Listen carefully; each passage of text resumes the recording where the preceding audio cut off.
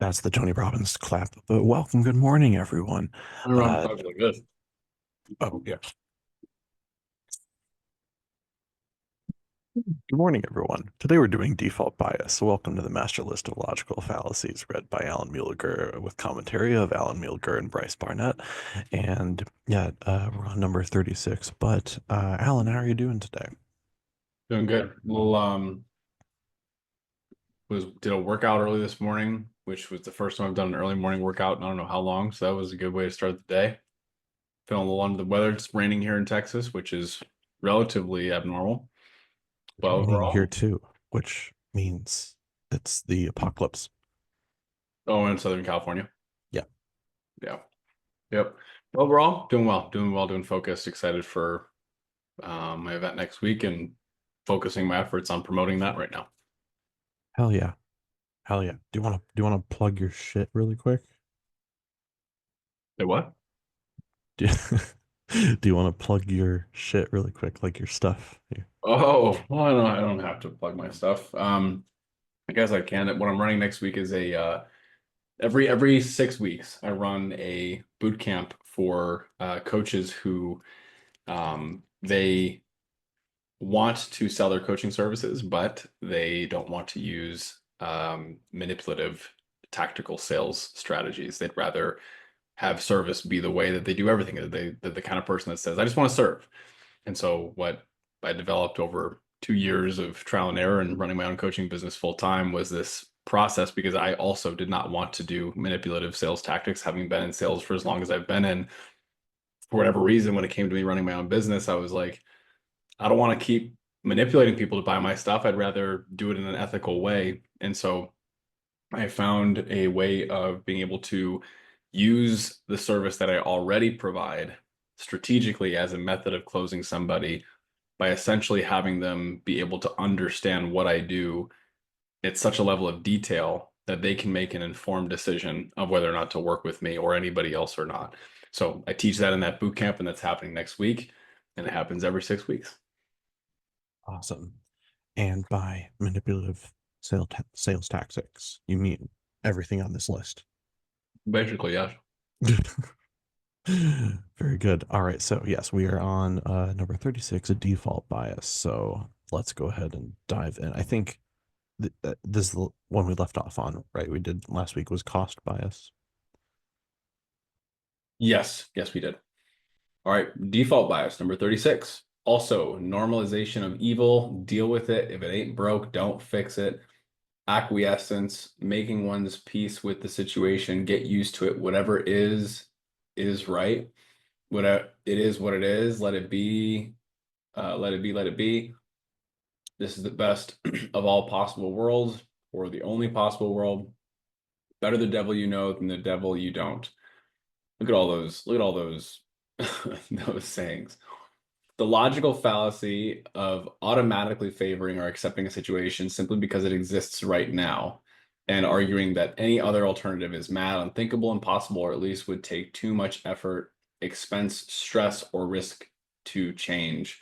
The opposite of this fallacy is that of nihilism, tear it all down, blindly rejecting what exists in favor of what could be.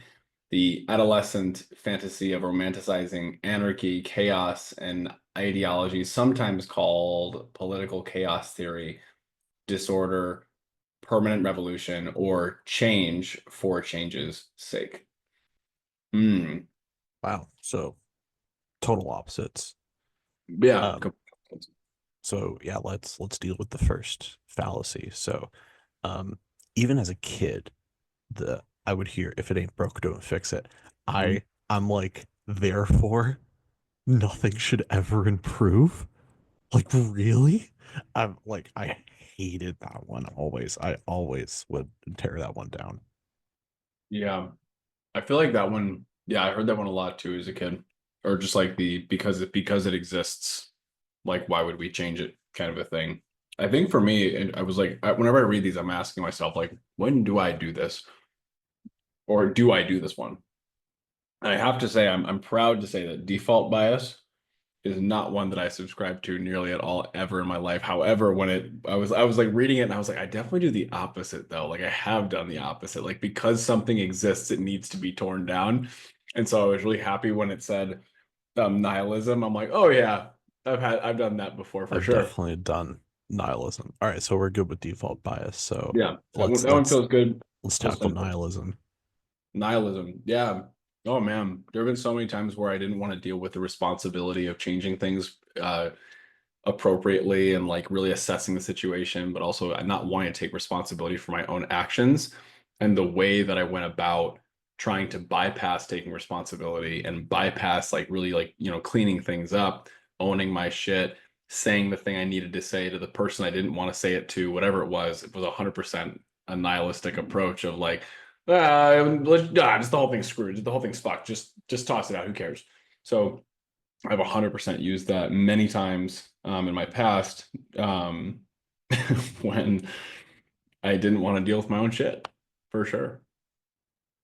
So I suppose the reasonable approach is to um not destroy everything and Yeah. you know but uh work on changing things for the better while keeping everything else intact. Destroying everything isn't necessary. While it might be faster, um it's a little permanent when you do that. So Mhm. it's better not to. Yeah, I think for this one for me, what's coming through is like so the three words that are coming through is responsibility, courage, and bravery. It's like I think the only reason why anybody would go to default bias or nihilism is because they're in avoidance of like the hard work of like either getting in there, having the hard conversation, owning up to something you did or something you said or a judgment you made of somebody that's now getting in the way of having a good relationship. And it's like, um, I think from my own experience, like not going into nihilism, and I have to imagine for someone who is more prone to default bias, for me not going into nihilism, the quick fix of it's there, so kill it. That's probably been one of the most difficult things that I've experienced in my lifetime because I've for a long time I really struggled with taking responsibility for anything, like anything at all, So yeah. For sure. um Not to get political, but these two fallacies, in my opinion, one is more like uh one political side of the United States than the other, and then the other would be attached to the other one. And you feel free to decide whichever one that means, but in my opinion, both are used. Oh, 100%. I agree with you. I agree with you. I hope Yeah, that's okay to say. yeah. For me, it's more about getting into like discussion about what's right and wrong. But saying Very where we well. see things in the world, yeah, that's totally fine. Um, yeah, I agree. I find it interesting when there's dichotomies in psychology. Those dichotomies tend to show up on party lines, which it's like I find that very interesting. That tends to happen consistently, I find. So, so all right, I think we're good on these. Hmm.